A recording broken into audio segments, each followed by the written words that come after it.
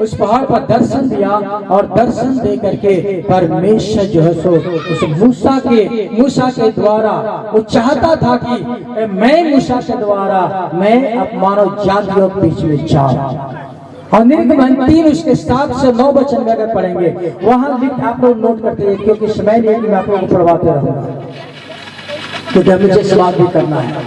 तो यहाँ पर मूसा को बताया कि मूसा, मैंने अपने लोगों को निश्चय तड़पते हुए देखा है। परमेश्वर देखने वाला है, परमेश्वर अंधा नहीं है, परमेश्वर देखने वाला है।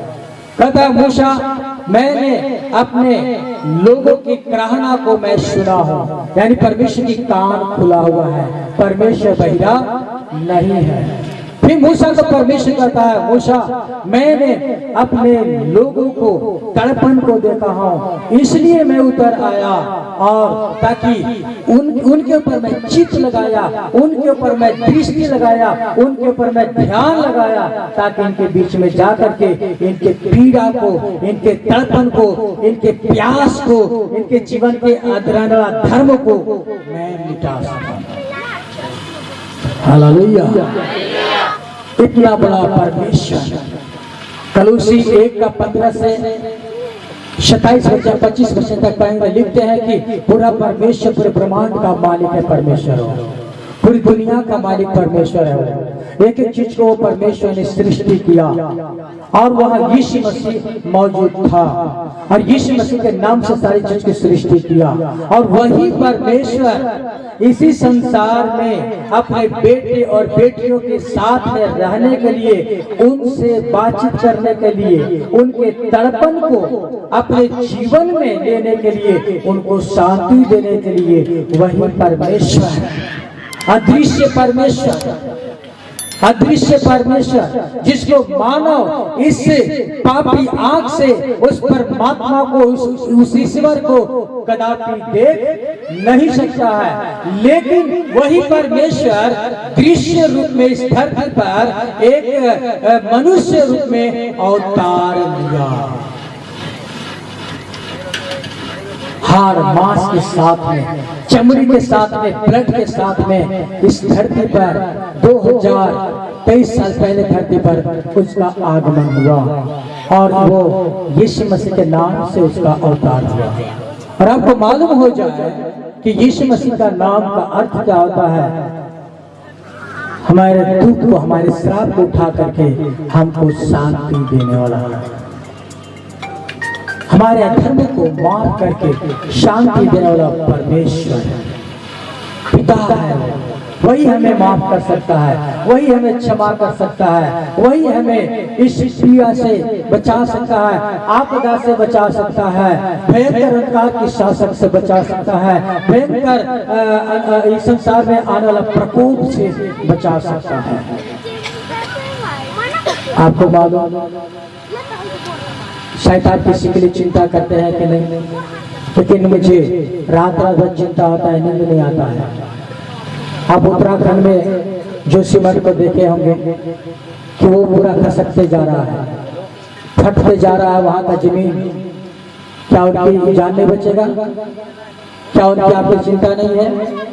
क्या लोगों की चिंता नहीं है?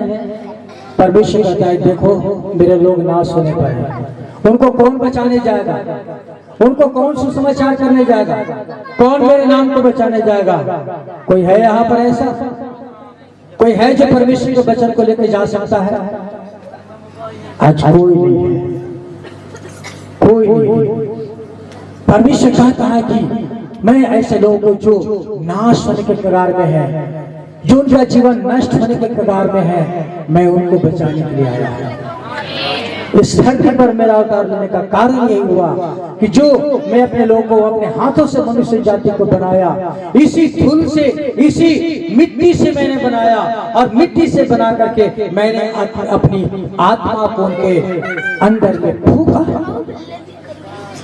और मनुष्य जीवित प्राणी कर दिया, मिट्टी जीवित प्राणी कर दिया। और वही चाहता है कि आज मानव के बीच में रह करके इन अपने बेटे बेटियों के बीच में आकर के इनके अंदर की पीड़ा को समझ सको, इनके तड़पण को समझ सको, इनके कष्टों को समझ सको, इनके दर्दों को समझ सको, इनके कराहना को सुन सको, इनके देखते हुए छटपटाहट को मैं सुन करके इनके जीवन के अंदर में आनंद और चैन दे सकूं।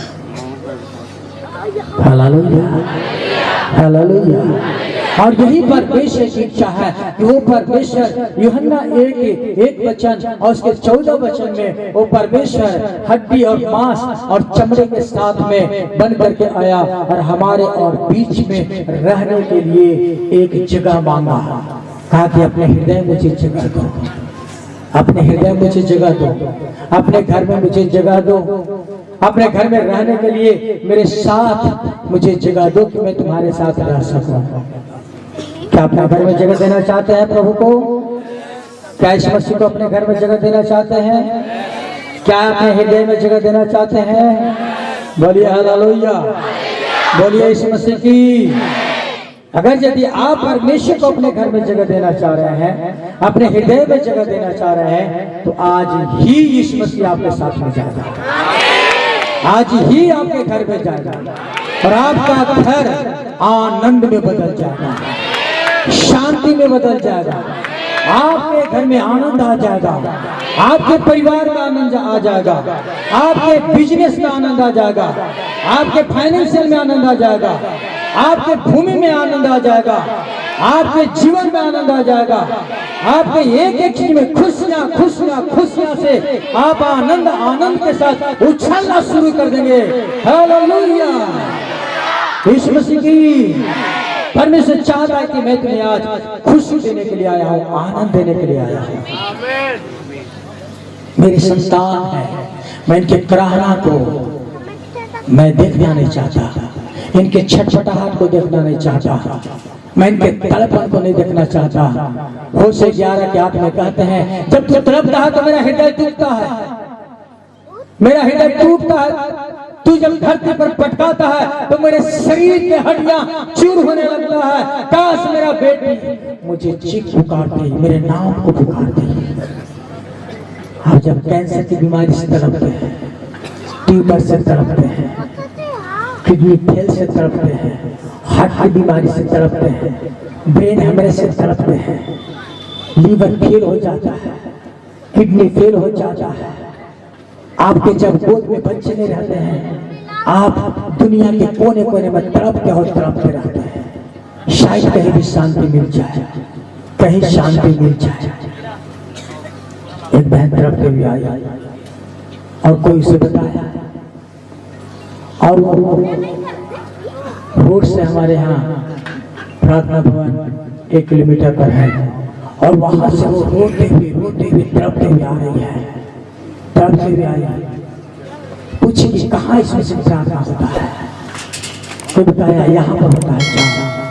और वो कुछ भी नहीं देख रही है, अपने कपड़ा देख रही है, गिरते पड़ते आ रही है, वो गिरते पड़ते आ रही है, और घुस करके जा करके वहाँ चर्च में छटछटाने लगी, रोने लगी। प्रभु यीशु मुझे बच्चा दे, मैं घर से हटाई गई हूँ, त्यागी गई, मैं निकाली गई हूँ, मुझ पर दया कर दे यीशु, तू कहाँ है, मुझे बच्चा दे।